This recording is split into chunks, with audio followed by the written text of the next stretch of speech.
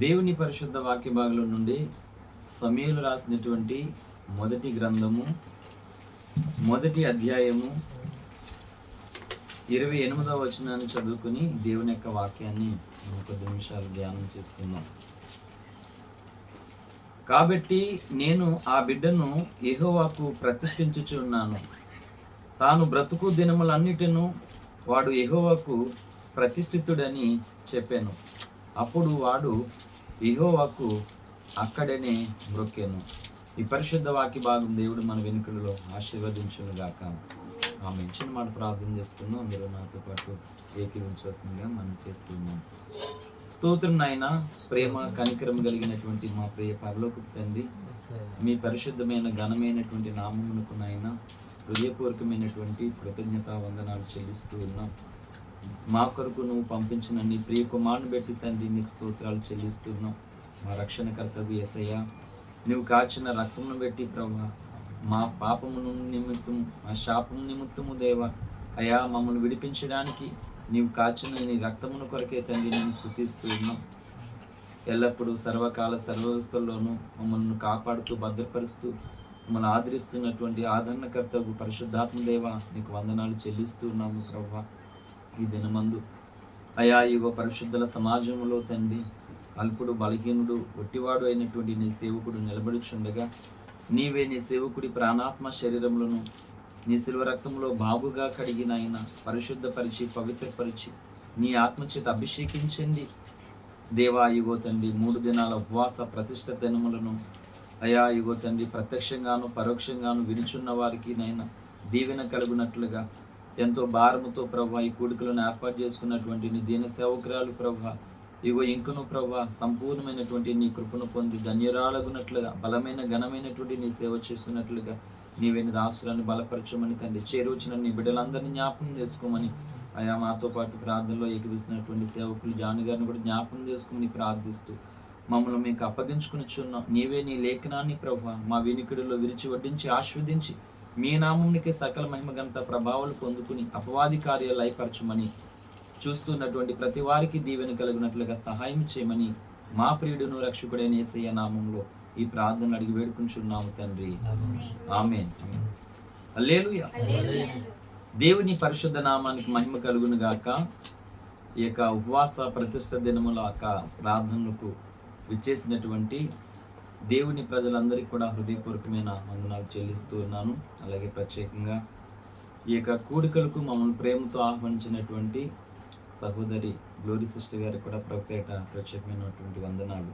అలాగే నాతో పాటు మరి జత పని వారి ఉన్నటువంటి సోదరులు జాన్ బ్రదర్ గారు కూడా ప్రత్యేకమైనటువంటి వందనాలు తెలియజేస్తున్నాను. మరి ఎప్పుడా ఈ ఉపవాస ప్రార్థనలు జరుగుతాయని ఇటు నాకు కానీ సిస్టర్ గారికి కానీ అనేక స్థలాల నుండి కాల్ చేస్తూ ప్రతి నెలలో జరుగుతున్నటువంటి ప్రార్థనలు ఎప్పుడు అని ఆయా స్థలాల నుండి ఎదురు చూస్తున్నటువంటి వారందరినీ కూడా ప్రేమపూర్వకంగా ఆహ్వానిస్తూ ఉన్నాం. ఉపవాస ప్రతిష్ఠిత దినములకు మరి అందరినీ కూడా హృదయపూర్వకంగా ప్రేమపూర్వకమైనటువంటి ఆహ్వానం పలుకుచున్నాం. Thank you. మంచిది. కొద్ది నిమిషాలు దేవుని యొక్క వాక్యాన్ని మనం ధ్యానం చేసుకుని అందరి నిమిత్తము ప్రార్థన చేద్దాం. హల్లెలూయా. క్రైస్తవ ప్రపంచానికి బాగా సుపరిచితమైనటువంటి లేఖన భాగమే. భక్తుడైనటువంటి సమూయేలును గూర్చి తను పసిబాలుడిగా ఉన్నప్పుడు తన తల్లి తన జీవితం విషయంలో తన బాబు విషయంలో మరి దేవుని సన్నిధిలో తను చేసుకున్నటువంటి ఒక సమర్పణ తీర్మానం అనేవి మనకు కనబడుతూ ఉన్నది. హల్లెలూయా. సో ఈనాడు లేఖనము ద్వారా మనము ఇక్కడ ఉన్నటువంటి మనం మాత్రమే గాక యేసుక్రీస్తునందు విశ్వాసం ఉంచి రక్షింపబడినటువంటి ప్రతి క్రైస్తవునికి కూడా అవసరమైనటువంటిది ఎప్పుడు దేవుని యొక్క మాట. హల్లెలూయా. టూకీగా దేవుని యొక్క వాక్యాన్ని విభజిస్తూ ముందుకు సాగిపోతూ ఉన్నాను. ఆ బిడ్డను యెహోవాకు ప్రతిష్ఠించిందంట తల్లి. బ్రతుకు దినములన్నిటి వాడు యెహోవాకు ప్రతిష్ఠితుడు అంట. అంటే బాలుడైనటువంటి సమూయేలు తన బ్రతుకు దినములన్నిటి దేవునికి ప్రతిష్ఠితుడిగా ఉన్నాడు. ప్రతిష్ఠితుడు అంటే అర్థం ఏంటి అంటే బైబిల్ మనం చదువుతూ ఉంటాం, వాక్యం వింటూ ఉంటాం. కొన్ని ప్రశ్నలకు మనం ఆన్సర్ తీసుకోకపోవడం వలన మనం అక్కడ కొంత విలువైనటువంటి సంగతిని మనం మర్చిపోతున్నాం. ఎప్పుడైనా ఒక ఇన్ఫర్మేషన్ అనేది మన దగ్గరకు వస్తున్నప్పుడు దాన్ని మనం రిసీవ్ చేసుకోవాలి, గ్యాదర్ చేసుకోవాలి. చిన్నదే పర్లేదు, ఏం కాదులే అనుకుని లైట్ తీసుకుంటే, అంటే అక్కడ ఆయన ఎందుకు ప్రతిష్ఠించిందో తల్లి, తాను ఎందుకు ప్రతిష్ఠింపబడ్డాడో, సో దానివల్ల నేనేమి నేర్చుకోవాలనే సంగతిని దేవుని ప్రజలు మిస్ అయిపోతూ ఉంటారన్నమాట. మనం చూస్తూ ఉంటే విగ్రహ ప్రతిష్టత, లేకపోతే ఆ గుడి దగ్గర దేవాలయంలో పలానా స్తంభము, ధ్వజస్తంభము ప్రతిష్టత అనేటువంటి మనం చూస్తూ ఉంటాం. అంటే అర్థం ఏంటి? అదివరకు లేనటువంటి ఆ విగ్రహమును అప్పుడు ఒక దేవతగా, ఒక దేవునిగా ప్రజలందరూ వచ్చి ఆరాధించుకునేటువంటి విధంగా ప్రతిష్ఠిస్తూ ఉన్నారు. అదివరకు లేనటువంటి ఒక ధ్వజస్తంభము ఆ ప్రజలందరికీ కనబడేట్లుగా స్తంభాన్ని చూసి ఇది పలానా దేవుని ఆలయంలో ఈ గజస్తంభము, ధ్వజస్తంభం అని ప్రజలు చెప్పుకునేటువంటి రీతిగా. సో సమయంలో కూడా తన జీవితము దినములన్నిటి కూడా దేవునికి ప్రతిష్ఠింపబడ్డాడు అంట. ఈనాడు నేను చెప్తున్నటువంటి ఒక విలువైనటువంటి సందేశం ఏంటంటే, ఇందాక ప్రార్థిస్తున్నప్పుడు నేను గాఢమైనటువంటి నిద్రలో ఆదాం వెళ్ళిపోయినట్లుగా వెళ్ళిపోయాను. కానీ ప్రార్థిస్తున్నప్పుడు ఆ ప్రార్థన ములుగులు నాకు వినబడుతున్నాయి. సిస్టర్ గారు ప్రార్థించినప్పుడు బలహీనమైనటువంటి దాసుని బలపరిచి అభిషేకించి ఇక్కడ జరుగుతున్నటువంటి వాక్య సందేశాలు సార్వత్రిక సంఘమునకు అంతటికి ఉపయోగకరంగా ఉండాలని ప్రార్థించారు. మరి ప్రార్థించినటువంటి అమ్మగారికి ఆ విషయము మరి జ్ఞాపకం ఉండే ఉంటుందని నేను అనుకుంటున్నాను. కాబట్టి ఆ గాఢ నిద్రలో నాకు ఆ మాటలు వినబడుతూ నేను అలాగే ఏకీభిస్తూ ఉన్నాను అన్నమాట. ఖచ్చితంగా నేను చెప్పగలను అన్నమాట. ఏదో 4 గోడల మధ్య నలుగురు మాట్లాడుకునేది కాదు దేవుని వాక్యం ఎప్పుడు కూడా. ఎస్, గ్లోబల్గా ప్రపంచవ్యాప్తంగా చెదిరి ఉన్నటువంటి క్రీస్తు ప్రజలందరూ, దేవుని ప్రజలందరికీ కూడా అవసరమైనది ఎప్పుడు కూడా దేవుని మాటలు మాట. సమయలు ప్రతిష్ఠింపబడితే ఇప్పుడు మనకెందుకు అవసరం? మనం ఏం చేయాలి అంటే మనం కూడా ప్రతిష్ఠింపబడాలని అవసరం, అర్థం. హల్లెలూయా. ఎలా ప్రతిష్ఠింపబడాలి అంటే చాలా మంది ఏమనుకుంటున్నారంటే, వాళ్ళు పాస్టర్స్ కనుక వాళ్ళు చేస్తారు, మనం చేయకూడదు. వాళ్ళు పాస్టర్స్ కనుక వాళ్ళు చూసుకుంటారులే, మనం పర్వాలేదు, మనం ఎప్పుడు వెళ్ళినా పర్వాలేదు, మనం ఎలా ఉన్నా పర్వాలేదు అని విశ్వాసులు సర్దేసుకుంటున్నారు.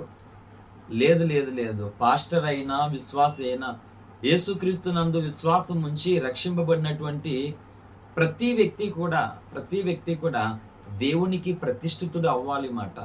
హల్లెలూయా.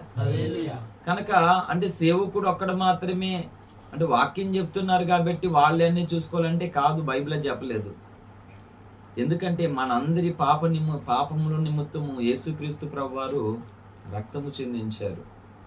ఆ రక్తము ద్వారా మనకి రక్షణ కలిగింది. అంటే పాతాళం నుండి నిత్య నాశనమైనటువంటి నరకం నుండి తప్పించుకోవడానికి రక్షణ మార్గము దేవుడు మనకు ఏర్పాటు చేశాడు. కనుక ఈ మార్గమునకు నీవు నేను ఎలాగైతే నిత్య నరకమును తప్పించుకోవడానికి దేవుడు తన రక్తమును చిందించాడో, ఈ మార్గమునకు, ఈ నియమమునకు మనమందరం ప్రతిష్ఠితులు కావాలి. దాన్ని తెలియపరిచేటువంటి వారు, దాన్ని ప్రచారము చేసేటువంటి వారు. యాక్చువల్లీ దేవుని యొక్క స్వార్థను ప్రచారం చేస్తున్నప్పుడు వీరు మత ప్రచారకులు అంటారు. ప్రచారకులు కాదు, మత ప్రచారకులు కాదు, ప్రచురించేవారు అని అర్థం. ఎందుకంటే ఒక వార్తాపత్రికను చూస్తే ఏం చేస్తుంది వార్తాపత్రిక? అనేక విషయాలను, సమాజంలో జరుగుతున్నటువంటి సంగతులను అందరికీ తెలియపరచడానికి ప్రచురిస్తాయి మాట పత్రికలు. సో యాజ్ ఏ క్రిస్టియన్ గా అలాగనే దేవుని మాటలు ప్రచురిస్తున్నమాట. ఇది ప్రచారం కాదు, మత ప్రచారం కాదు, ఇది ప్రచురించేవారు. అంటే కనబడని సంగతులను, వినబడని సంగతులు అందరికీ కనబడేటట్లుగా అందరికీ తెలియపరిచేటువంటి వారు మాట ప్రచురించడం. దాన్నే దేవుడు అన్నాడు, మీరు సర్వలోకానికి వెళ్ళి సర్వసృష్టికి స్వార్థను ప్రకటించమని, వినేటువంటి వారందరినీ శిష్యులుగా చేయమన్నాడు మాట. హల్లెలూయా. కనుక దేవుని ప్రజలందరము కూడా సమయలు ప్రతిష్ఠింపబడినట్లుగా మనమందరము కూడా ప్రతిష్ఠింపబడాలి. ఈ ముక్క క్రైస్తవ ప్రపంచము, క్రైస్తవ సంఘము మర్చిపోయినందువలనే పాస్టర్లు తమ పన్ను తామే చేసుకునవలసినటువంటి వారుగా ఉన్నారు. విశ్వాసులు తమకు నచ్చినట్లుగా తాము బ్రతుకుతూ ఉన్నారు. కాబట్టి అందరూ కూడా దేవునికి ప్రతిష్ఠితులు కావాలని వాక్యం సెలవిస్తుంది.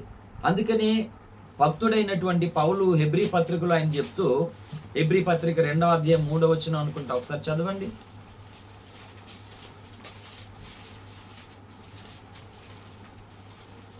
హెబ్రీ 2:3 ఇంత గొప్ప రక్షణను మనము నిర్లక్ష్యం చేసిన ఎడల ఎలాగూ తప్పించుకుందాము. చాలండి, ఇంత గొప్ప రక్షణను దేవుడు మనకి ఇచ్చాడు. ఆ రక్షణను మనం నిర్లక్ష్యం చేస్తే ఎలాగూ తప్పించుకోవడానికి అవకాశం అనేది లేదు. దేని నుంచి?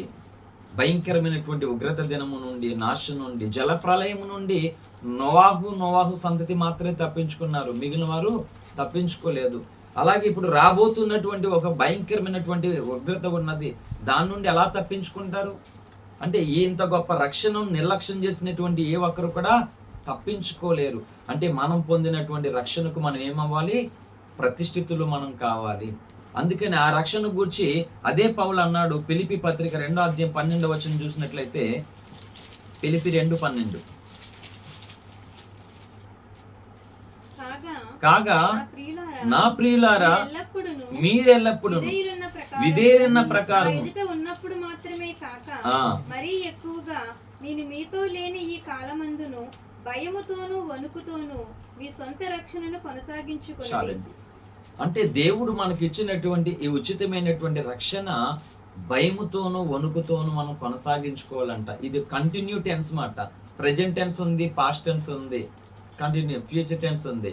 కానీ ఇది ఏంటంటే కంటిన్యూగా నిత్యము జరుగుతున్నటువంటి రీతిగా ఉండాలన్నమాట. హల్లెలూయా. ఈ అవసరాన్ని బట్టి ఒక మాట చెప్తాను. క్రైస్తవ విధానంలో పెళ్లికి కొన్ని పాటలు పాడుకుంటారు, అలాగే మరణానికి కొన్ని పాటలు పాడతారు, పుట్టినరోజు కొన్ని పాటలు పాడతారు, కొన్ని ప్రత్యేకమైన పాటలు ఉంటాయి. ఎప్పుడో తెలుసా? కరెంటు పోయినప్పుడు కొన్ని పాటలు ఉంటాయి. ఏ పాటలు పాడతారు కరెంటు పోయినప్పుడు? అమ్మా తెలుసా? తెలియదు. హల్లెలూయా స్తుతి మహిమ అంటారు కరెంటు పోయినప్పుడు. తర్వాత నడిపించు నాన్న అంటే కరెంటు పోయినప్పుడు మాత్రమే ఈ పాటలు పాడుకుని కరెంట్ వచ్చింది దేవా స్తోత్రం అయిపోయిన తర్వాత మళ్ళీ పక్కన పడేస్తారు. అలాగన దేవుని ప్రజలైనటువంటి మనందరికీ దేవుడు రక్షణ ఇస్తే ఆ రక్షణలో మనం ఏం చేస్తున్నామంటే భయమును వణుకును పక్కన పెట్టేస్తాం, రక్షణ యొక్క ఎదుగుదలను పక్కన పెట్టేస్తాం. పాస్టర్లు అయితే వాళ్ళే చూసుకుంటారు కాబట్టి మనకు సంబంధం లేదు, మనం వెళ్ళకపోయినా పర్లేదు వెళ్ళినా పర్లేదు అన్నారు. కాదు కాదు కాదు అందుకే నేను మూలవాక్యం ఇస్తున్నటువంటి సాక్ష్యం ఏంటంటే టూకీగాని వివరిస్తాను నేను. తాను బ్రతుకు దినములన్నిటి యెహోవాకు ప్రతిష్ఠితుడంట. కనుక ప్రతి క్రైస్తవుడు కూడా ఎలాగైతే రక్షణ పొంది యేసుక్రీస్తును సొంత రక్షకుడిగా అంగీకరించారో అలాగా బాప్తిజం పొందినటువంటి ప్రతి ఒక్కరూ కూడా తన జీవితకాలం అంతా దేవునికి ఏమవ్వాలి? ప్రతిష్ఠితులు అవ్వాలి. ఇప్పుడు ప్రతిష్ఠితుడు అంటే అర్థం ఏంటి అంటే ఒక నియమముకు మనం ఏర్పాటు చేయబడ్డామన్నమాట. ఇప్పుడు రాజకీయ నాయకులు చెప్తున్నారు శాసనము ద్వారా మేము నియమించబడ్డాము కాబట్టి దీన్ని మనం అంతఃకరణ శుద్ధితో రాగద్వేషాలు లేకుండా అని వాళ్ళు ప్రతిజ్ఞ చేసి, అంటే దేని కొరకు నేను నియమించబడ్డానో దానిని నేను నీతి నిజాయితీతో యథార్థతతో మతాలకు అతీతంగా, కులాలకు అతీతంగా, పార్టీలకు అతీతంగా నా కర్తవ్యాన్ని నేను నెరవేరుస్తానని వాళ్ళు ప్రమాణ స్వీకారం చేశారు. నిజంగా అవి జరుగుతున్నాయా అంటే జరగడం లేదు. మరి క్రైస్తవ జీవితంలో మనం అలా ప్రతిష్ఠించుకోలేదు. ఇంకా ఎప్పుడు మనం ఇతరులు చేసేది సంగతి పక్కన పెడితే మొదట ప్రతిష్ఠించుకోవాలి కదా. అందుకే అంటున్నాను, పాస్టర్లు చూసుకుంటారు, లేదు వాళ్ళు చూసుకుంటారు, వీళ్ళు చూసుకుంటారు అంటారు. అలా కాదు. దేవుని నియామక కార్యము కొరకు, రక్షకుడైనటువంటి దేవునిని ప్రకటించడము కొరకు, ఆయనలో నువ్వు ఏదైతే చూస్తావో, ఏదైతే వింటున్నావో దానిని ఇతరులకు తెలియపరచడం కొరకు నిన్ను నీవు దేవునికి ప్రతిష్ఠించుకోవాలి. అదే విధంగా భక్తుడైనటువంటి పౌలు తన ఆత్మీయ కుమారుడైన తిమోతికి కూడా ఒక శ్రేష్ఠ సంగతిని తెలియపరుస్తున్నాడు. 2వ తిమోతి పత్రిక 2వ అధ్యాయము 15వ వచనం. త్వరగా దేవుని ఎదుట యోగ్యునిగాను పనివానిగాను సత్యవాక్యమును సరిగా ఉపదేశించువానిగాను నిన్ను నీవే దేవునికి కనపరుచుకొనుటకు జాగ్రత్త పడు. నిన్ను నీవే దేవునికి కనపరుచుకొనుటకు జాగ్రత్త పడు. ఎందుకు జాగ్రత్త పడాలి? ఎందుకు జాగ్రత్త పడాలంటే నీవు నమ్మినటువంటి దేవుడు సర్వశక్తిమంతుడు, నీవు నమ్మినటువంటి దేవుడు మానవాళికి నిత్యజీవం ఇచ్చేటువంటి దేవుడు. కనుక నీవు నమ్మినటువంటి దేవుడు నీకు ఇచ్చిన ఈ పరిశుద్ధ గ్రంథం 66 గ్రంథాల సారాంశం, వాక్య సారాంశము సత్యము. 119వ కీర్తనలో 119వ కీర్తన 170 ఎంతది 119వ కీర్తనలోనికి వచ్చి 160. నీ వాక్య సారాంశము సత్యము. 160 చదవండి. నీ వాక్య సారాంశము సత్యము, నీవు నియమించిన న్యాయ విధులన్నీయు నిత్యము నిలుచును. చాలండి. అంటే నీవు నేను నమ్మినటువంటి దేవుడు అద్వితీయుడు, సర్వశక్తిమంతుడైన దేవుడు, మానవాళికి మోక్షము కలగజేసేటువంటి ఆ దేవుడే మనందరికీ కూడా 66 గ్రంథాల వాక్య సారాంశం కలిగినటువంటి బైబిల్ గ్రంథాన్ని కలగజేశాడు. అంటే ఈ లేఖనములకు, ఈ సత్యమునకు క్రైస్తవులందరూ ఏమవ్వాలంటే ప్రతిష్ఠితులు కావాలి. అందుకే పౌలు తన ఆత్మీయ కుమారుడైనటువంటి తిమోతి నిన్ను నువ్వు జాగ్రత్తగా కనబరుచుకో. ఎందుకు కనబరుచుకోవాలి, ఎందుకు భయభక్తులతో నీవు ఉండాలంటే నీవు దేవుని ఎదుట యోగ్యునిగా ఉండడం మాత్రమే కాదు, కానీ దేవుని యొక్క వాక్యము, సత్యవాక్యమును సరిగ్గా ఉపదేశించాలి. చాలా మంది బోధకులు ఉన్నారు, అవసరాన్ని బట్టి చెప్తానండి. ఎలాగ ఉపయోగించుకున్నారంటే చక్కగా వీళ్ళ నుండి దశమభాగాలు ఖచ్చితంగా రావాలి, కానుకలు ఖచ్చితంగా రావాలి, వీటిని కాస్త చక్కగా బోధిస్తున్నారు సేవకులు, నాయకులను. నిజానికి కానుకల కోసం చెప్పడానికే దేవుడు వారిని నియమించుకున్నది.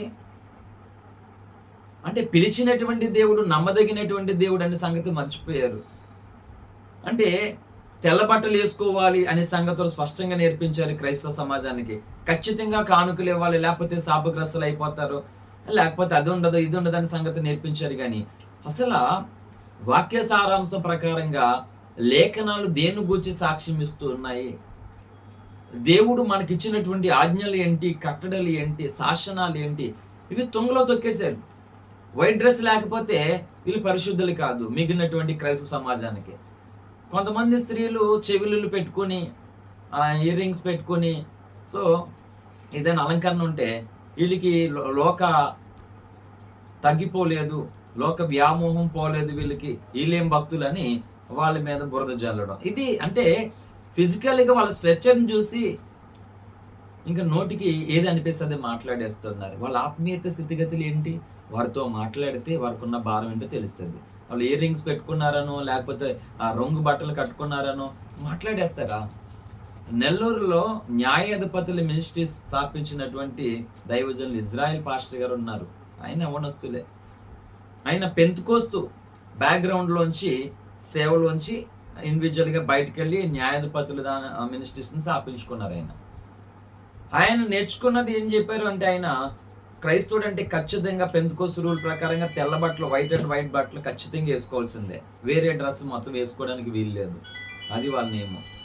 ఆయన అలాగే పెరిగాడు, అలాగే బోధించాడు. కానీ ఆయనకు అర్థమైంది తర్వాత, అయ్యో మనం ఇది తప్పు, ఇది కరెక్ట్ కాదు, నచ్చిన బట్టలు వేసుకోవడము తప్పేమంది, వైట్ డ్రెస్ వేసుకోవాలని మనసు పరిశుద్ధంగా లేకుండా ఏ బట్టలు వేసుకుంటే ఉపయోగం ఏంటి, బట్టలతో భక్తి లేదని చెప్పేసి తనకు అర్థమయ్యి తను నల్ల డ్రెస్సులు వేసుకుని వాక్యం చెప్తున్నాడు.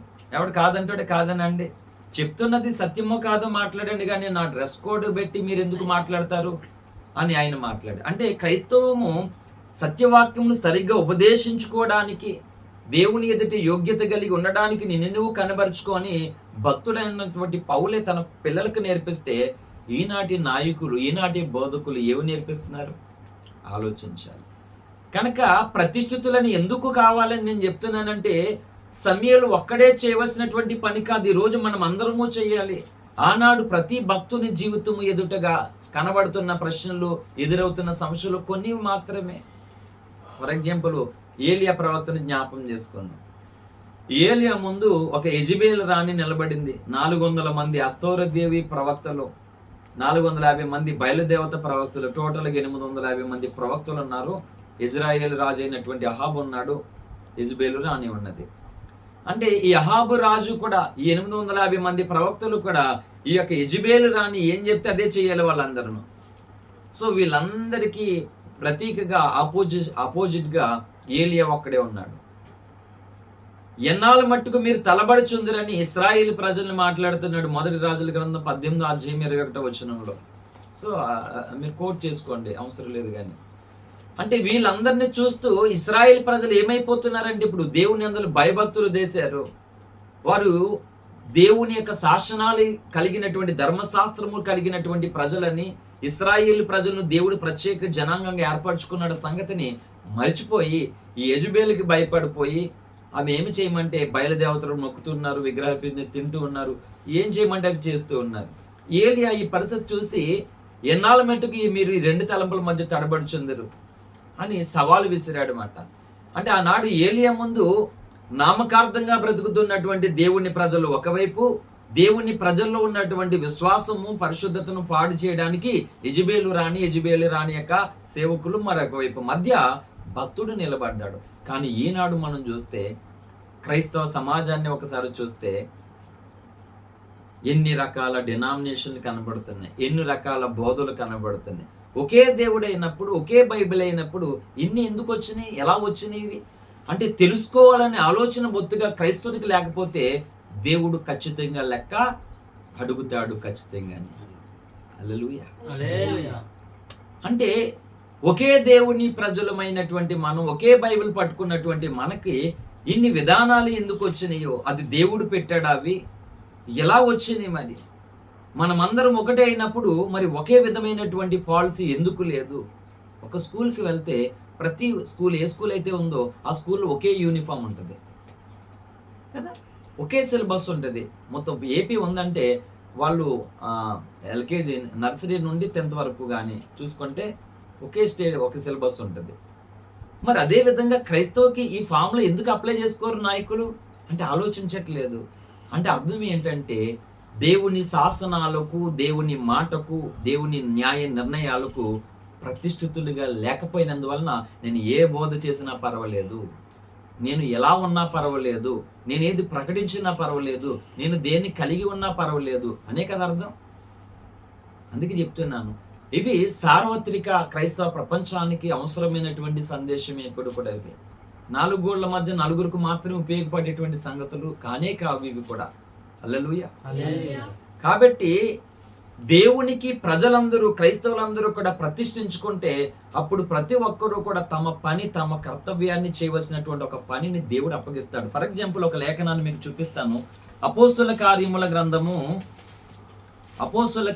గ్రంథం 6వ అధ్యాయంలోనికి వచ్చినట్లయితే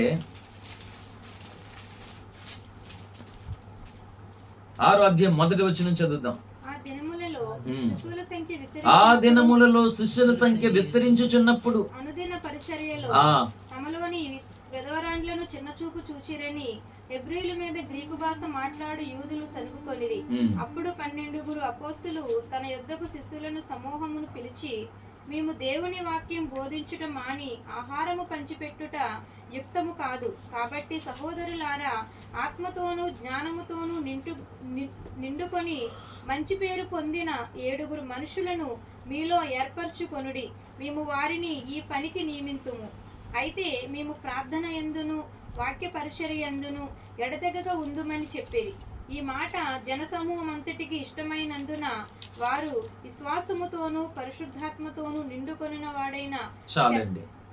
ఇక్కడ అపోస్తలులు ఆనాడు వారు ప్రచురిస్తున్నటువంటి ఈ స్వార్థను, సత్యదేవుడిని వారు అనేకులు అంగీకరిస్తూ ఉన్నారు. జనాలు పెరుగుతూ ఉన్నారు, శిష్యుల సంఖ్య పెరుగుతూ ఉన్నది. ఆటోమేటిక్గా ఏంటి, మనుషులు ఉన్నప్పుడు ఏదో ఒకటి వస్తాయి. ఒకరోజు దైవజన్ లోఫ్రీ గారిని కాకినాడ 2015లో నేను అప్పుడే ఆర్డినేషన్ తీసుకున్నాను సేవకి. లోఫ్రీ దండు మీటింగ్లో ఒక ప్రశ్న అడిగారు. ప్రశ్నోత్తర కార్యక్రమం వాక్యం అయిపోయిన తర్వాత ప్రశ్నోత్తర కార్యక్రమంలో వేరే డినామినేషన్ వాళ్ళు ఒక మాట అడిగారు అన్నమాట. లోఫ్రీ గారు, మీ శిష్యుల్లోనూ కొంతమందికి ఒకరి మీద ఒకరికి ఎందుకు పడదని అడిగారు. టక్కుమ లోఫ్రీ గారు నవ్వుతూ ఒకటే మాట్లాడారు, నా శిష్యులు మనుషులయ్యా అన్నారు. నా శిష్యులు మనుషులు. ఫర్ ఎగ్జాంపుల్, రెండు మేకలను ఒకే చెట్టుకి కట్టాం. 2 మేకలు ఒకేలా ఉంటాయా? ఒక మేక ఒకలా, ఒక మేక ఒకలా ఉంటుంది. అదే 2 బండరాయిలు కట్టండి, జీవితకాలం అంతా 2 బండరాయిలు అక్కడే ఉంటాయి, కట్టినోడు పోతాడు తప్ప ఆ బండరాయిలు అక్కడే ఉంటాయి. మనుషులయ్యా నా శిష్యులు అన్నట్టు ఆయన అయిపోయింది, అంతే ఆన్సర్. అది ఆయన శిష్యులు ఏంటి, ఏసై శిష్యులు ఎవడ సరిగ్గా ఉన్నాడో, నేను గొప్ప, తండ్రి వాళ్ళ అమ్మని తెచ్చేసుకున్నాడు. అక్కడ జబదయ్ కుమారులు అయ్యో బేరవాడుతున్నారు, ఈ పక్కన ఒకరు ఈ పక్కన ఒకరు, మరి మిగిలినకి మండదా? ఏసయ్య నీ దగ్గర ఒకరు, నా కొడుకు అక్కడ, ఈ కొడుకు ఇక్కడ కూర్చోబెట్టుకోమంటున్నారు తల్లి వచ్చి, మండదా మరి? కాబట్టి మనుషుల్లోనూ ఒక ఈగో ఫీలింగ్ అనేది ఖచ్చితంగా ఉన్నది. అదే తీసుకోవాలి. మరి రక్షణ పొందాం కాబట్టి తీసుకోవాలి. ఎందుకు బైబిల్ చెప్తుందంటే, నేను చెప్తున్నాను, బైబిల్ ఒక కోడ్ చెప్పిందండి, తను తాను తగ్గించుకున్నవాడు హెచ్చింపబడతాడంట. మీలో ఎవడు గొప్పవాడిగా ఉండాలనుకుంటున్నాడో వాడు అందరికి పరిచారకుడిగా ఉండాలని చెప్పింది లేఖనం. చూడండి, మత్తయి సువార్త 22వ అధ్యాయం అనుకుంటాను, ఒకసారి చూడండి. ఒకవేళ ఎవరికైనా రిఫరెన్స్ తెలితే చెప్పండి. స్తోత్రం.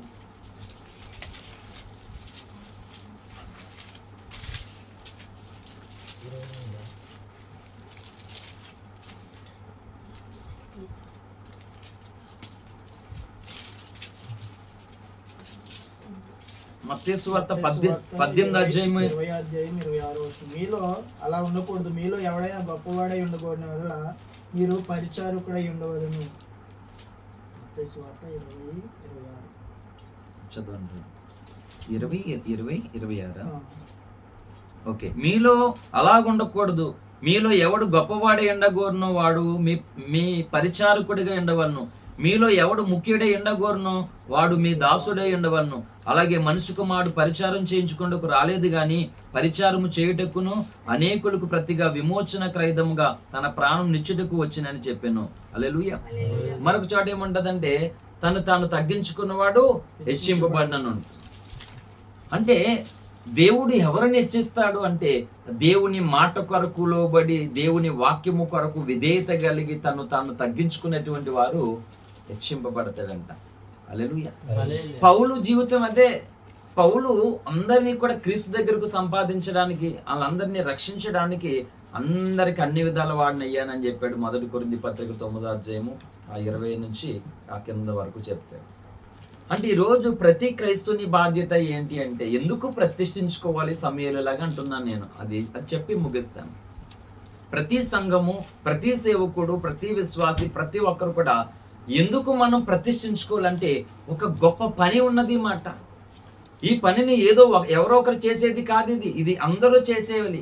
ఈ అపోస్తుల కార్యముల గ్రంథం మనం 6వ అధ్యాయం చదివినట్లుగా ఈ పేతురు, యోహాను శిష్యులు వీళ్ళు అంటున్నారు మిగిలినటువంటి వారితో, మేము దేవుని వాక్యమును చెప్పడం అని ఈ పని, ఇది భోజనాల సెక్షన్లో మేము ఉండుట మంచిదా?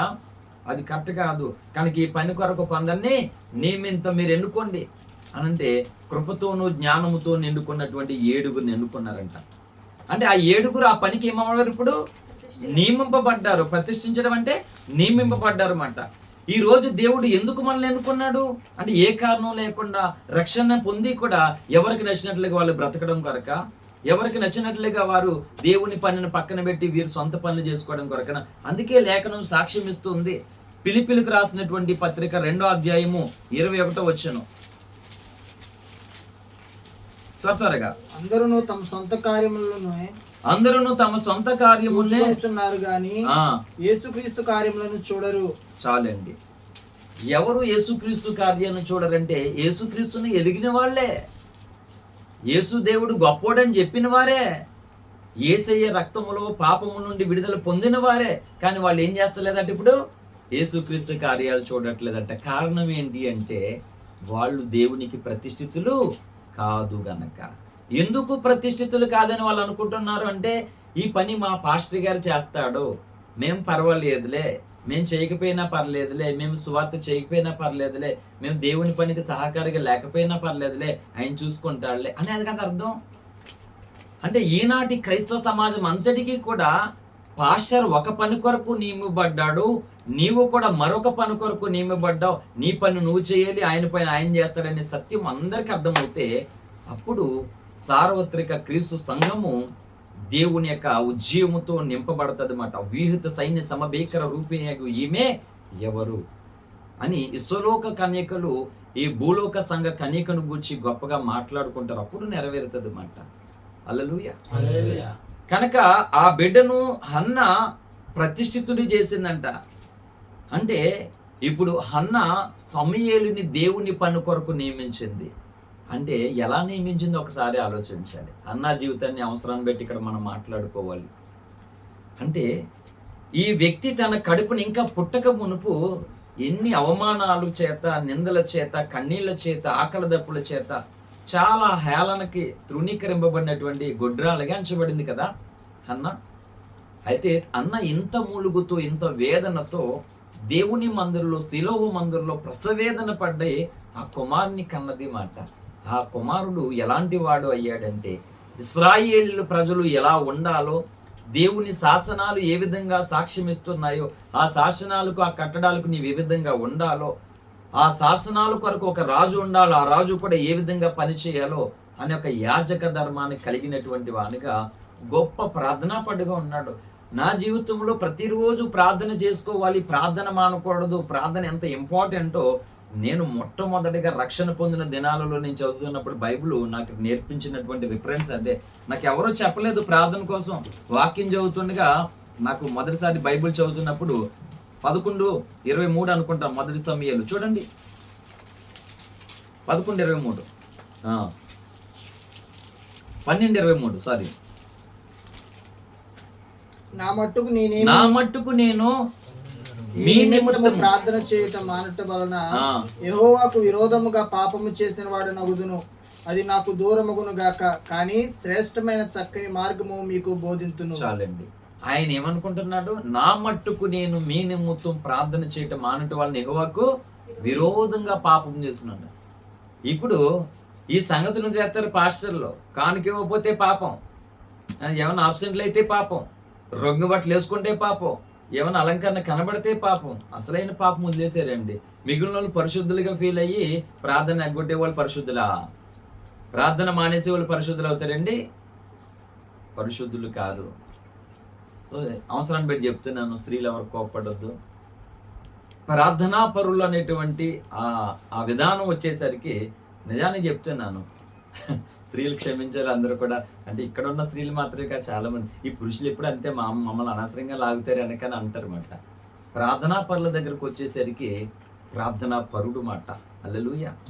ప్రార్థనా పరుడు. ఎందుకంటే స్త్రీలు ఇర్మియా గ్రంథంలో దగ్గరికి వచ్చేసి రోదన చేయు స్త్రీలను పిలవనంపుడి, అంగలార్చే స్త్రీలను కనుగొనడి అనే మాటల దగ్గరకు వచ్చేసరికి స్త్రీలు ప్రార్థనా పరులు అని మాట్లాడతారు. నిజానికి చెప్తున్నాను, పరిశుద్ధ గ్రంథంలో మీరు మొదటి నుంచి ఎదుగు చూడండి, ప్రార్థనా పరురాళ్ళు కంటే ప్రార్థనా పరులే కనబడతారు ఎక్కువ.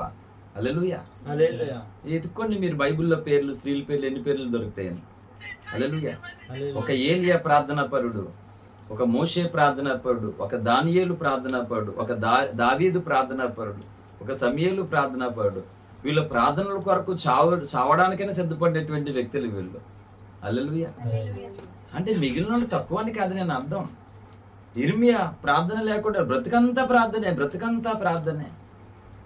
హల్లెలూయా. అంటే ఏం చెప్తున్నట్టు ఏంటంటే ప్రార్థన చేయడం మాంతేనే పాపం అని ఎంచుకుంటున్నారు ప్రభు. హల్లెలూయా.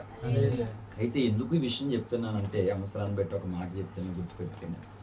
అన్న ఇటువంటి గొప్ప వీరుణ్ణి, ఇటువంటి ప్రార్థనాపరుణ్ణి తన జీవితంలో ఎంతో భయంకరమైనటువంటి అవమానాలు, వేదనలు పడి ఆ భక్తుణ్ణి ఈ లోకానికి, ప్రపంచానికి అందించగలిగింది.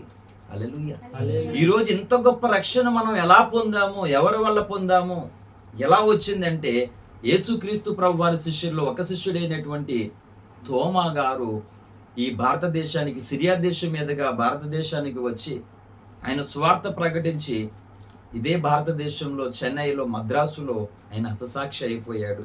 అంటే హన్న ఒక భక్తుని కనడానికి తన బ్రతుకులో ఎన్నో అవమానాలు, నిందలు పడి చివరికి ఆ పసిబాలుడి యొక్క ప్రేమను కూడా యేసయ్య సన్నిధిలో అర్పించేసింది.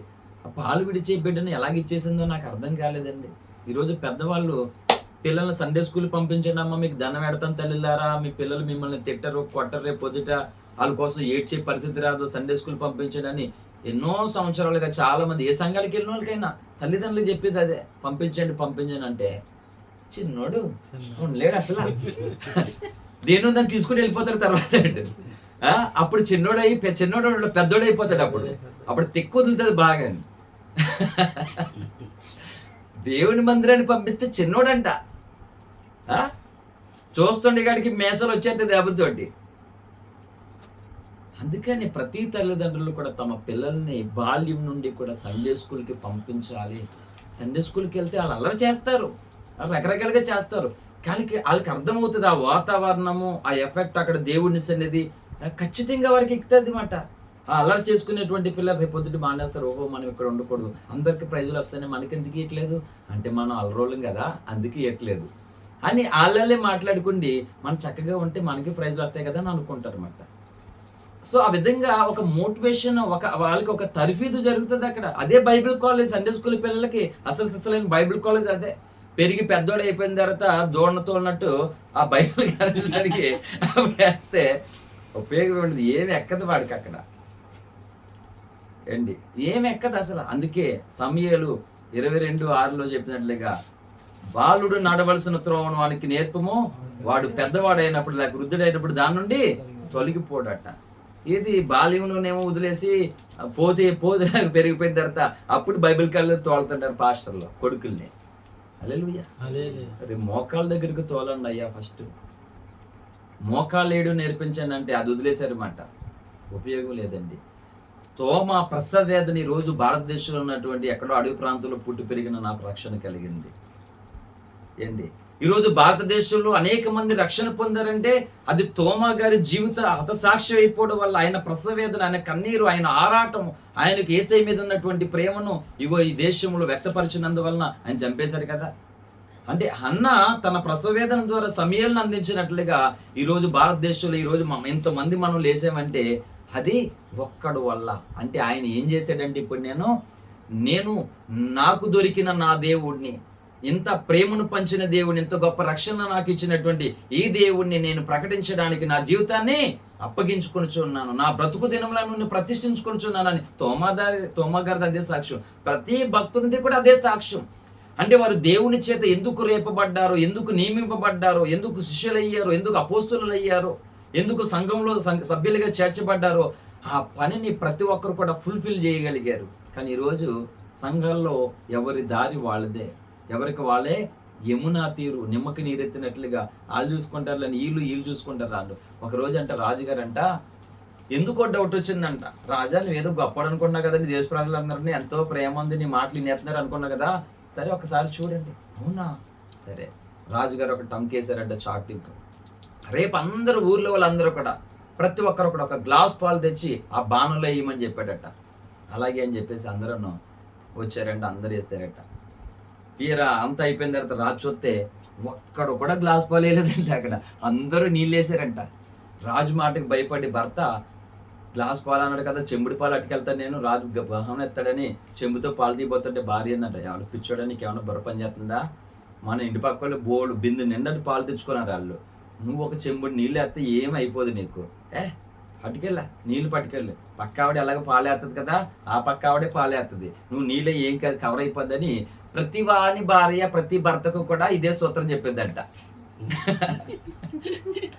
అందరు కలిపి ఏం తెచ్చారు, నీళ్ళే తెచ్చారు.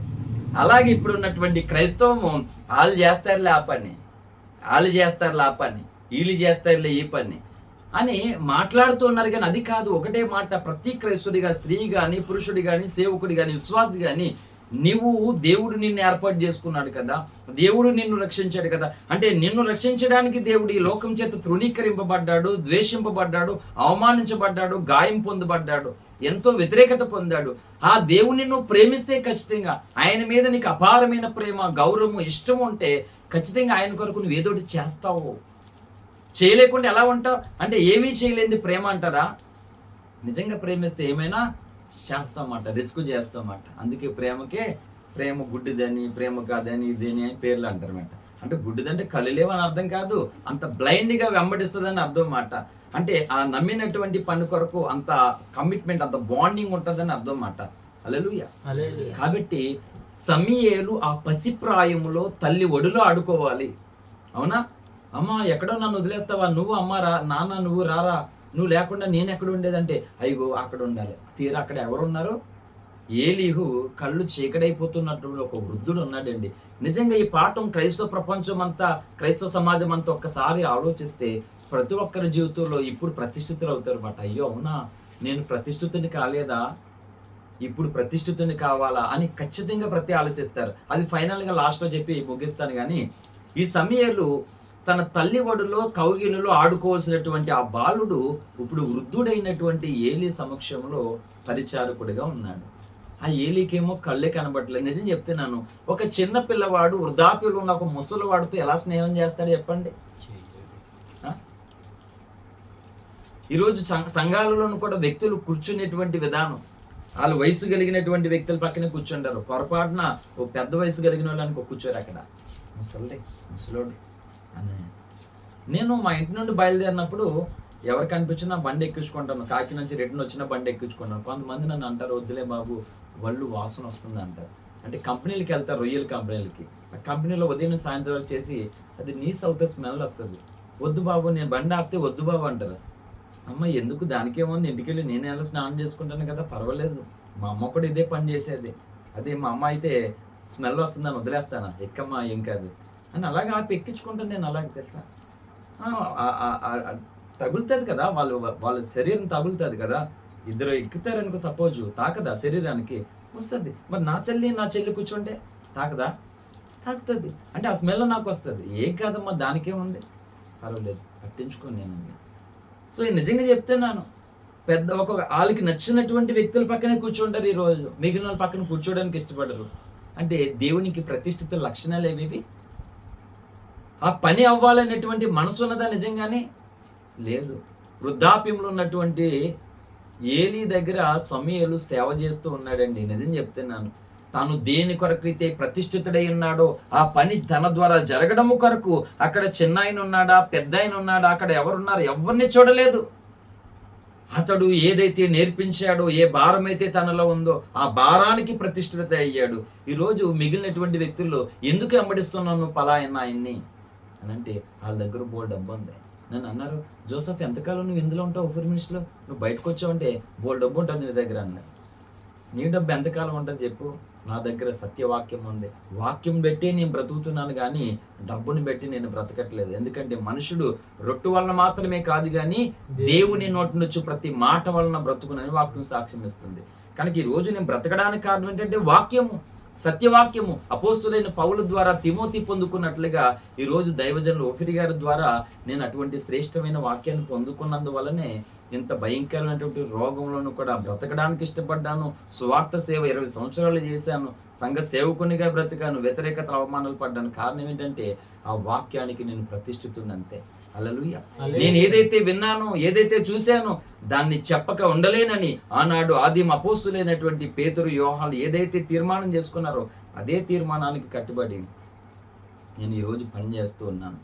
హల్లెలూయా. అది బాగా అందరూ గుర్తించారా, అందరూ గుర్తించలేదు, నథింగ్. అది మన పని కాదు.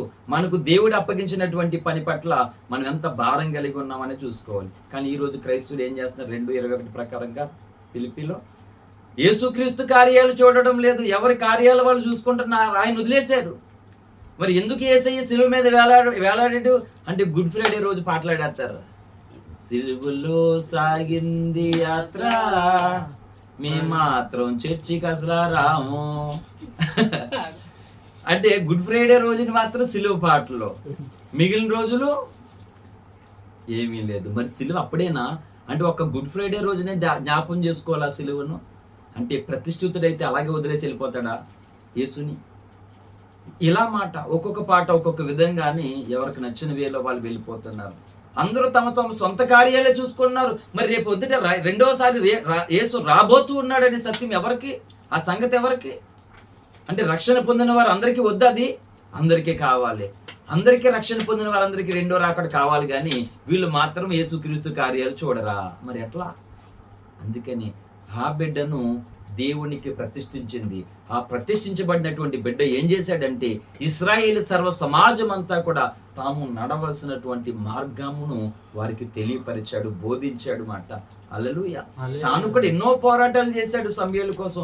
ఈరోజు రాజ్యాంగాలు రూపకల్పన అనేది ఎలాగొచ్చిందని ప్రపంచంలో ఎవరన్నా అడిగితే ఈ తిక్కలోళ్ళు ఎవడో లలిత్ గాడు, బలిత్ గాడు, రకరకాల ఉన్నారు. వాళ్ళందరూ లలిత్ కుమార్ గాళ్ళు, వీళ్ళందరూ బచ్చగాళ్ళ, చెత్తగాళ్ళు అందరూ.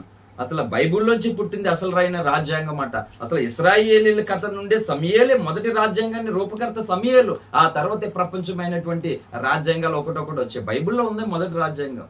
ఈ చెత్తగాళ్ళందరికీ ఏమీ తెలియదు, స్టోరీ అంతానే. ఎవరికాడు ఎట్టేసుకుంటాడు బొట్టు, ఇష్టం వచ్చినట్టు బొట్టు. హల్లెలూయా. అసలు రాజ్యాంగం సమూయేలు ద్వారా ఇశ్రాయేల్ ప్రజల్లోంచి పుట్టుకొచ్చింది. ఆ తర్వాతే ప్రపంచంలో అనేకమైన రాజ్యాంగాలు ఒక్కొక్కటి రూపకల్పన అన్ని ప్రారంభమే బైబిల్. ప్రతిదానికి ప్రారంభం బైబిల్. ముగింపుతోనే బైబిల్తోనే ముగించాలి ప్రతిదీ కూడా. బైబిల్లో లేకుండా ఇంకోటి ప్రారంభం లేదు, బైబిల్ ముగింపు కాకుండా ఇంకో దాని వల్ల ముగింపు కావడం ఇంపాసిబుల్ మాట, సాధ్యము కానే కాదు ఎప్పుడు కూడా. హల్లెలూయా. కాబట్టి ఈ ఉపవాస ప్రార్థనకు టైటిల్ నేనేదో పెన్ పెట్టుకుని ఖాళీ కూర్చుని ఎప్పుడు రాయలేదు, రాయను కూడా, ఏ పాట రాయలేదు, ఏ టైటిల్ కూడా పెట్టలేదు. మోకాళ్ళు వేసి ప్రార్థన చేసి ప్రభువా ప్రార్థనలో దానికి ఏం పేరు పెట్టాలి, ఏంటి తండ్రి అని ప్రార్థన చేసినప్పుడు ప్రతి నెలలో ఒక్కొక్క టైటిల్ దేవుడు చూపిస్తూ వచ్చాడు. కనుక ఇప్పుడు కూడా టైటిల్ ఏంటంటే దీనికి ఉపవాస ప్రతిష్ఠిత దినములు మాట. హల్లెలూయా. ఎందుకు ఉపవాసం ఉండాలి క్రైస్తవుడు అంటే జాబ్ కొరకని, మ్యారేజ్ కొరకని, పిల్లల కొరకని, ఆరోగ్యం కొరకు, తప్పేం లేదు, ఉండొచ్చు, నో ప్రాబ్లం, కాదనను నేను. కనుక ఇంకొక శ్రేష్టమైనటువంటి ఉపవాసం ఏంటంటే నువ్వు దేవుణ్ణి ఎందుకొరకు అయితే గుర్తించావో, దేవుడు ఎందుకొరకైతే నిన్ను ఏర్పాటు చేసుకున్నాడో, దేవా ఎందుకు పనికిరాను నన్ను నువ్వు ఎందుకో ఎన్నుకున్నావు కదా, ఎందుకు ఎన్నుకున్నావో అది నేను గుర్తించే కృపనీ ప్రభువా, దానిలో నేను బ్రతికే కృపనీ తండ్రి, దాని కొరకు నేను జీవించడానికి నాకు సహాయం చేయ ప్రభువా అని ఈ సంగతి, ఈ కారణాన్ని తెలుసుకోవడం కొరకు ప్రతి క్రైస్తవుడు కూడా తన జీవితంలో ఉపవాస దినములు ప్రతిష్ఠించుకోవాలి. హల్లెలూయా.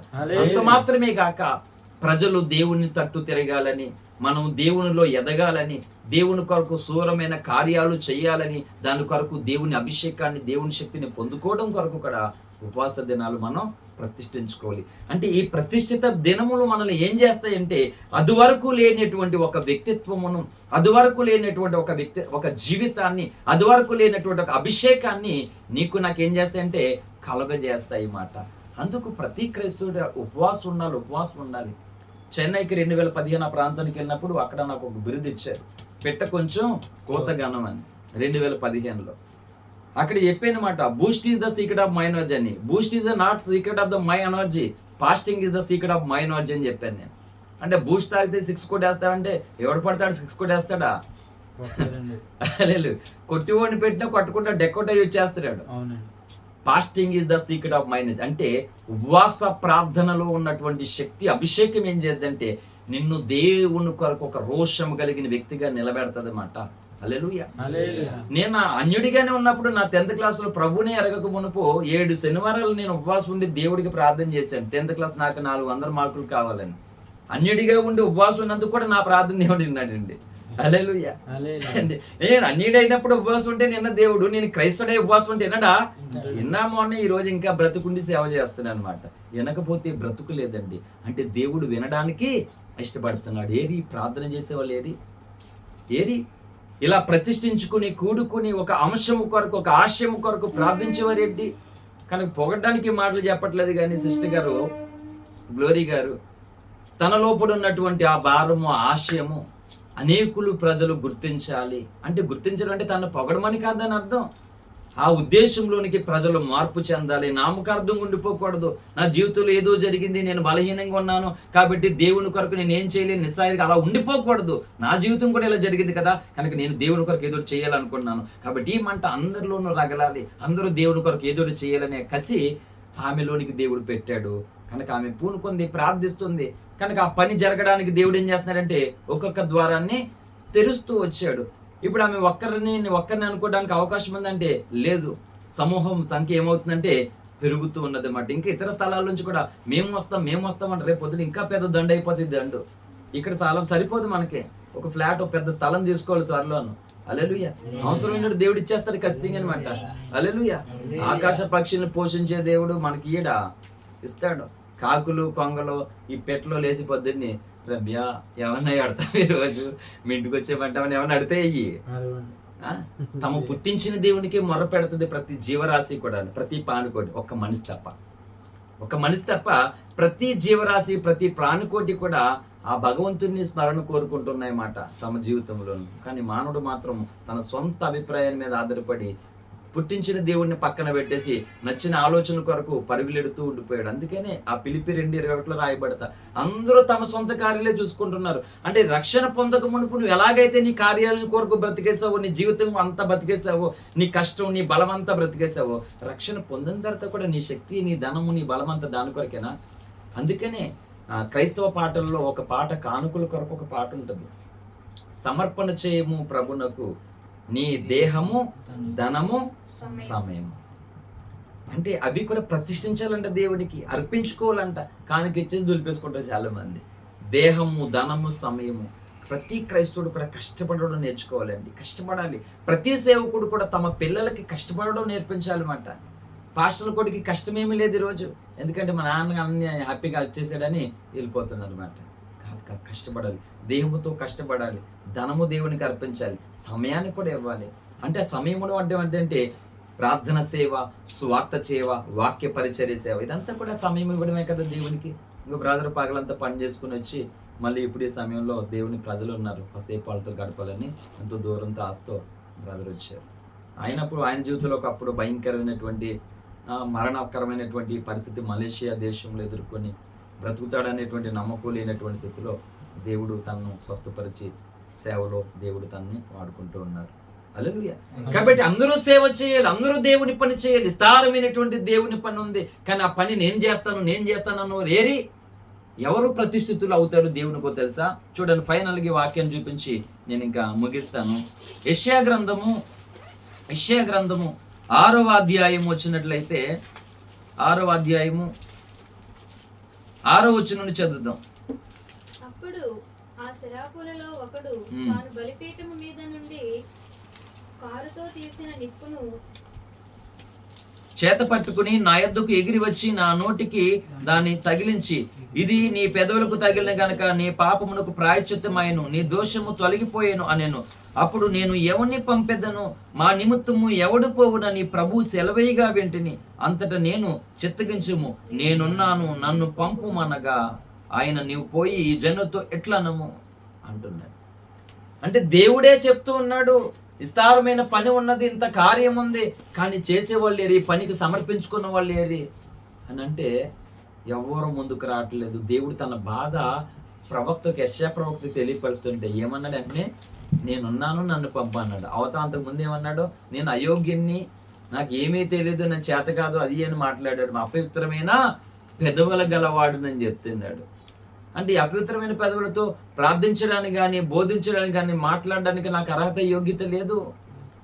ఇలాంటి నిస్సహాయమైన స్థితిలో తను ఉంటే ఆ దేవుడి నుంచి మాట వస్తుంది, ప్రజల పరిస్థితి ఉంది, ఎవరు లేరు చేసేవాళ్ళు. అంటే అయ్యో అవునా, అయితే నేనున్నాను, నన్ను పంపమన్నాడు.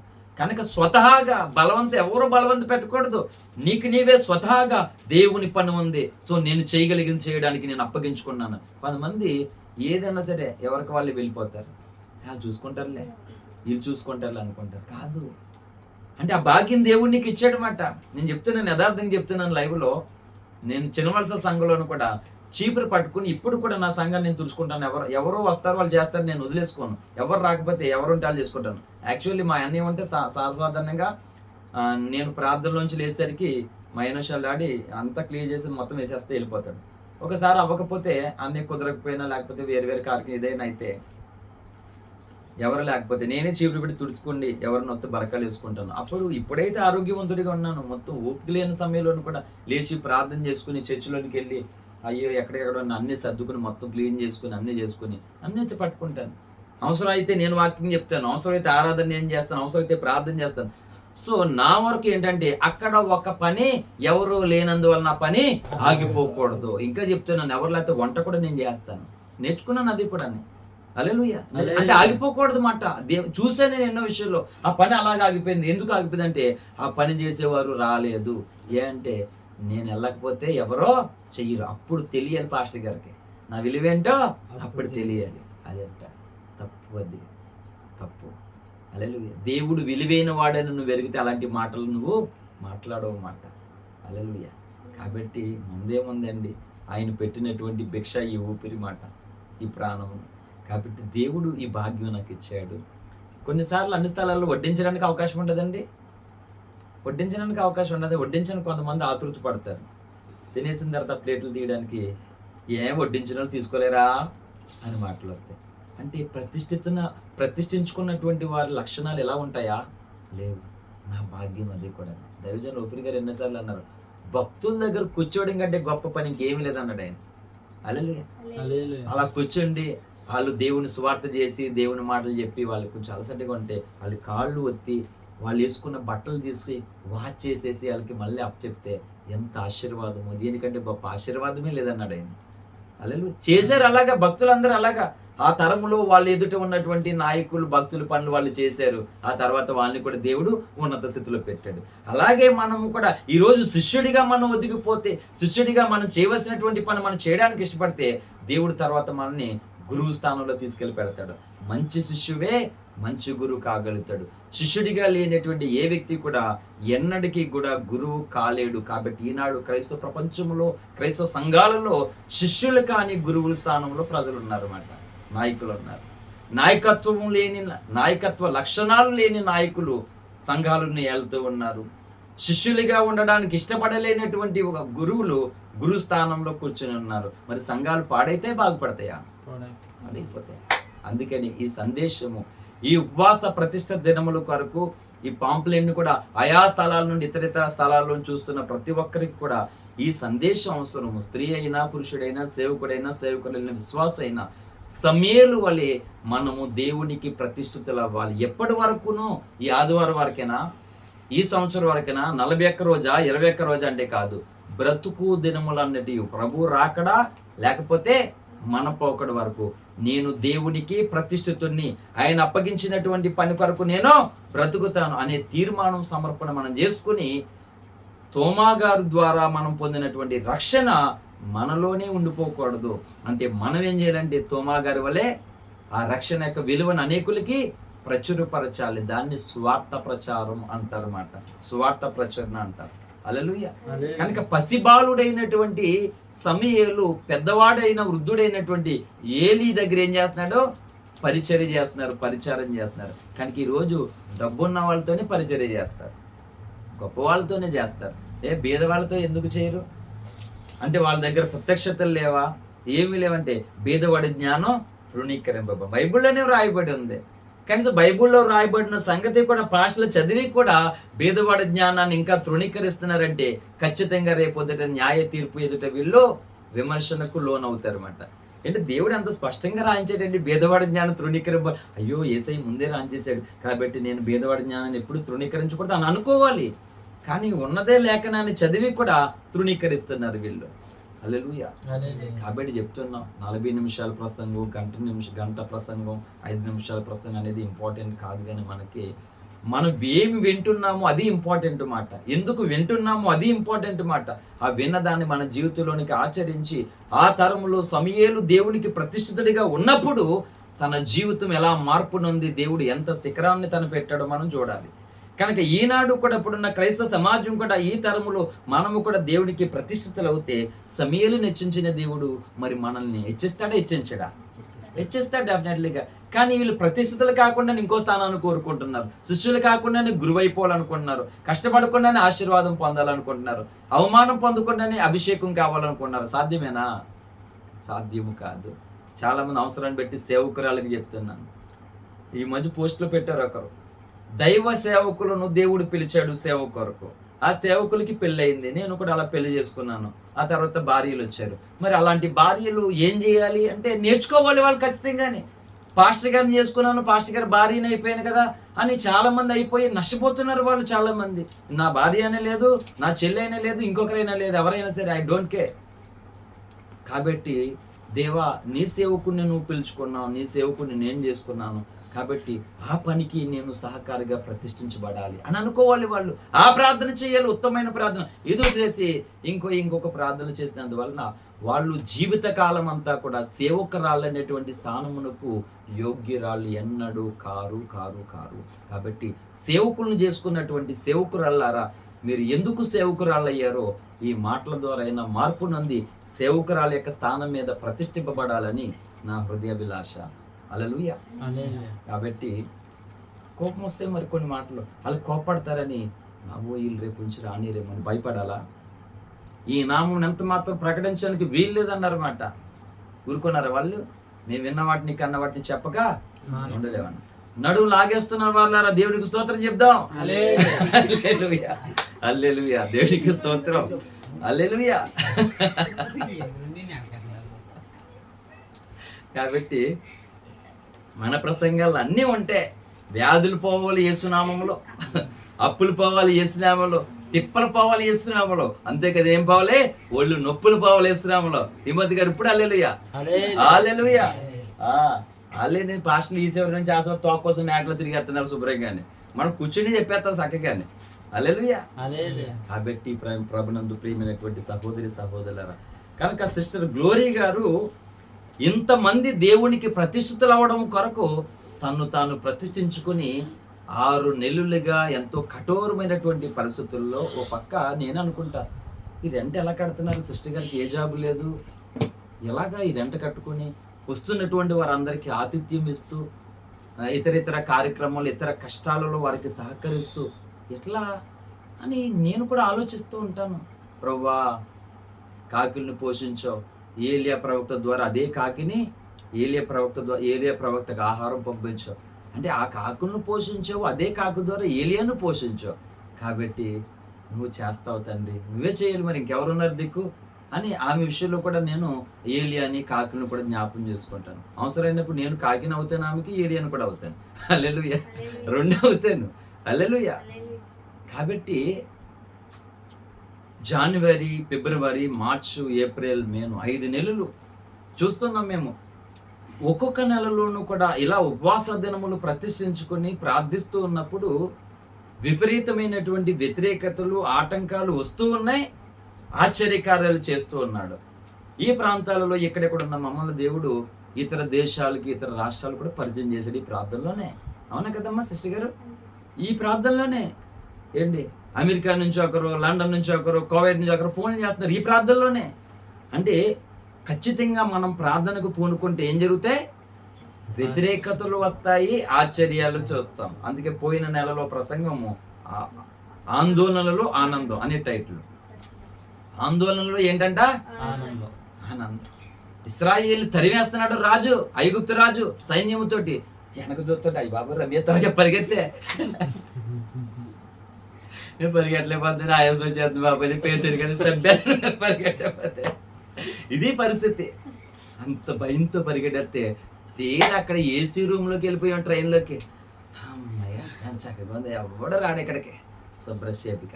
ఇప్పుడు ఎంత ఆనందం! అంతసేపు ఆ రూమ్లోకి వెళ్ళే వరకు, ఆ స్థలంలోకి వెళ్ళే వరకు ఎంత ఆందోళన. దొరికావా అయిపోయింది సాగైతే, అసలే సన్నగా ఉన్నాం అంతే.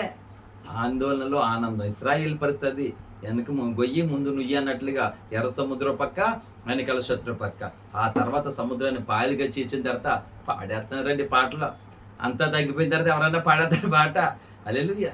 ఇంకా ఏమి కాకమునుపే, అనుకున్నది జరగక మునుపే అసలు ఈ ప్రార్థన దేవుడు వింటున్నాడు అసలనే ఏంటి అసలు నా స్థితి? ఇటువంటి ఆవేదనలోను, ఆందోళనలోను, ఇబ్బందుల్లోను, పెను తుఫానులోను ఉన్నప్పుడు కూడా మనము దేవునికి ఏం చేయాలంటే ప్రార్థన చేయాలి మాట. హల్లెలూయా. ప్రార్థన చేయాలి. సమయలను అన్నారండి అనేకులు. నువ్వు చెప్తున్నావు పెద్ద ఏదో కబుర్లు. నీ పిల్లల్ని చూడు ఒకసారి, నీ కొడుకుని చూడు ఎలా ఉన్నారో. అంటే సమయలు కొడుకులు పాడయ్యారు. ఒక మాట చాలా మంది కవర్ చేసుకుంటున్నారు, కానీ సమయలు తన కొడుకులకి నేర్పలేదా బుద్ధి? నేర్పాడు. పాడైపోతే ఆయన బాధ్యుడేం కాదు. ఈ రోజు వీళ్ళు నేర్పకుండానే వాళ్ళు పాడైపోతే నేనా బాధ్యుని, సమయలు పిల్లలు అలా ఉన్నారా అని కవర్ చేసేసుకున్నారు పాస్టర్లు. తోలు వచ్చేస్తారు, జాగ్రత్త పాస్టర్లారా. హల్లెలూయా. చెప్పాలి. సమయలు చెప్పాడండి, ఆ తర్వాత పాడైపోయారు. కానీ ఆ విషయంలో దేవుడు సమయల్ని లెక్క అడగలేడు కూడా. వీళ్ళేమో చెప్పకుండానే, మోకాలు వేయించకుండానే, ఒరే నేను ఇంత కష్టపడ్డాను రా ఈ రోజు ఈ స్థితిలో రావడానికి, మీరు కష్టపడాలని చెప్పకుండానే వీళ్ళు సుఖాన్ని నేర్పించేశారు. వాళ్ళు అలాగే పెరిగిపోయారు. మళ్ళీ కవరింగ్ ఒకటి. దేవుడు ఒప్పుకోడు. కాబట్టి ఈ సమయంలో సిస్టర్ గారు అలాగింత కఠోరమైనటువంటి ఈ దీక్షను పూనుకొని 7 నెలలు ఖచ్చితంగా మేము ఇలా ప్రార్థనలు పెట్టుకోవాలి. ఆ తర్వాత దేవుడు నేను అనుకున్నటువంటి ఆశయాన్ని నెరవేరుస్తాడు, దేవుని గొప్ప కార్యం నేను చూస్తాను, ఆయనలో నేను వాడబడతాను అని ఒక నిబంధన పెట్టుకున్నారు. అలాగే 5 నెలలు దేవుడు ఊహించని కార్యాలు, తన జీవితంలోనే తను చూడని కార్యాలు 5 నెలల్లో తను చూసేశారు. తర్వాత మీరే అడగండి, ఏం చూసావమ్మా అని. నేను కూడా చూశాను, ఎన్నో కార్యాలు 5 నెలల్లో చూశాను. ఈ 6వ నెల వచ్చేసరికి ఉన్నది కూడా పోయేటటువంటి పరిస్థితి అయిపోయింది. కనుక 6వ నెల అప్పుడు ముగించబడుతుంది, మొదటి రోజు ఇది. హల్లెలూయా. 7వ నెల వచ్చేసరికి ఇంకెలా ఉంటుందో పరిస్థితి. అంటే ఖచ్చితంగా చెప్తున్నాను, షడ్రక్ మేషక్ అబేద్నెగోలు ఆరాధిస్తున్న దేవుడే పూజార్హుడని. నెబుకద్నెజరు రాజే ప్రకటించాడు. కానీ అదే రాజులకి ఏం చేశాడు? అగ్నిగుండము వేడిమి చేశాడు. కాబట్టి సాతాను అనుచరులు, నామకార్థమైనటువంటి క్రైస్తవ సమాజం దేవుని పనిలో లేకుండా తొలగించాలని, దేవుని పనికి తప్పించాలని, అసలు ఈ భూమి మీదే లేకుండా చేయాలని ఎన్నో దాడులు ఆటంకాలు కలిగినప్పటికీ కూడా షడ్రకు మేషగ్గులు కలిగినటువంటి ఆ నిరీక్షణ, ఆ విశ్వాసము, ఆ ఆశయము, ఆ సమర్పణ, ఆ తీర్మానం మనకుంటే ఆ శ్రమే, ఆ శోధనే నిన్ను ఆకాశమందున్న నీ దేవుడు ఘనమైన వాడు, ఆయన నీకు తోడై ఉన్నవాడని ఈ సమాజము, ఈ లోకము, మనుషులు వేధిస్తున్నవారు, బాధిస్తున్నవారు తప్పక చెప్తారు మాట. చెప్పేస్తాడు దేవుడు వారిని, ఎవరినైనా సరే. హల్లెలూయా.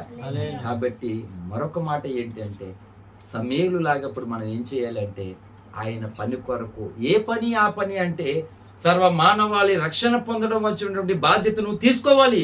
చాలా మంది పాస్టర్లు తీసుకోలేదు, విశ్వాసైన నువ్వు తీసుకోవాలి ప్రతిష్ఠించుకొని. సేమ్ టైము 66 గ్రంథాల వాక్య సారాంశాన్ని దేవుడు అప్పగిస్తే వాక్యాన్ని పక్కన పెట్టి, సత్యవాక్యాన్ని, యోగ్యతను పక్కన పెట్టి ఎవరికి నచ్చినటువంటి దాన్ని వారు ప్రకటించుకుంటూ బోధించుకుంటూ వెళ్ళిపోతారు. కాబట్టి పౌలు దగ్గర తిమోతిలాగా ఆ సత్యవాక్యమును సరిగ్గా లేఖనాన్ని విభజించడానికి మనం దేవునికి ఏం చేయాలి? ప్రతిష్ఠించుకోవాలి మాట. కాబట్టి ఈ చిన్న లేఖనము అందరికీ తెలుసు, కానీ దీని లోపల ఉన్నటువంటి సారాంశము అందరూ కలిగి ఉండాలి మాట. ఇది అందరికీ తెలుసు, కానీ సారాంశం అందరూ కలిగిన నాడు భారతదేశానికి ఒకటే తోమ రావచ్చు. ఈరోజు భారతదేశంలో కోట్ల మంది తోమలు తయారవ్వాలి. హల్లెలూయా.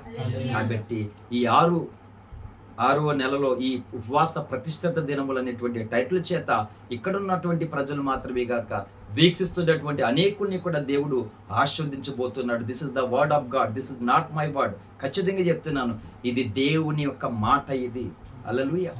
ఎవరైతే అవును నేనేదో వినేసి వెళ్ళిపోతున్నాను, ఏదో అవకాశాన్ని బట్టి ప్రార్థనకి వెళ్ళి వచ్చేస్తున్నాను, అలా కాదు. ఇక నుంచి ఒక నియమ నిబద్ధత కలిగి ఈ పని నాదే అని నేను దేవునికి అప్పగించుకున్న నాడు ఖచ్చితంగా నా దేవుడు నాకు తోడుగా ఉంటాడు, ఖచ్చితంగా నా దేవుడు నన్ను ఆశీర్వదిస్తాడని ఎవరైతే తన జీవితంలో సమర్పణ చేసుకుని, తీర్మానం చేసుకుని, సమయేలులాగా దేవుని కార్యములకు ఎవరు చేసినా చేయకపోయినా నేనైతే చేస్తాను, నేనైతే ఉంటాను అని మోషేలాగా, అని యెషయాలాగా నేనున్నాను నన్ను పంపనే ఎవరైతే అటువంటి ఆలోచన కలిగి దేవుని కార్యాల కొరకు స్వతహాగా ముందుకు వస్తారో వాళ్ళందరినీ కూడా దేవుడు ఇంకను బహుగా ఆశీర్వదించి, దీవించి అనేకులు సాక్షిదుట వాడుకొనుగాక.